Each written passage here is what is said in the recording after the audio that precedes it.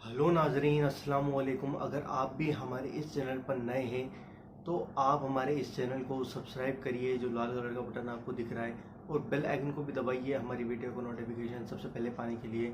और दोस्तों, जो आप ये वीडियो देख रहे हैं इसको ज़रूर से ज़रूर लाइक करिए। दोस्तों, अक्सर हमारे ख़्याल में यह आता है कि अल्लाह के वली खाने में क्या खाते होंगे जिससे उनको ज़्यादा से ज़्यादा इबादत करने में मन लगे। दोस्तों, आइए जानते हैं इस वीडियो के अंदर।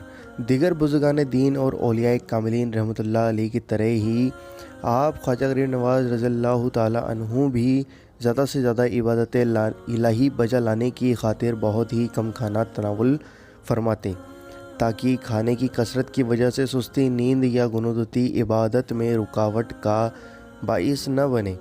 क्योंकि खाना अगर खा लेते हैं तो पेट भर जाता है, और पेट भर जाता है तो फिर सुस्ती, नींद और बहुत सारी चीज़ें होती हैं जिसकी वजह से हम इबादत इलाही से रुक जाते हैं और शैतान हमें बहका देता है। दोस्तों, यह लोग जो होते थे यह पेट को हमेशा खाली रखते थे ताकि उसमें अल्लाह का नूर ज़्यादा से ज़्यादा जा सके। दोस्तों, ख्वाजा गरीब नवाज़ रज़ियल्लाहु ताला अन्हु एक बहुत बड़े अल्लाह के वली हैं, और हर शख्स यह जानना चाहता है कि वह खाने में क्या खाते होंगे। दोस्तों, आइए जानते हैं।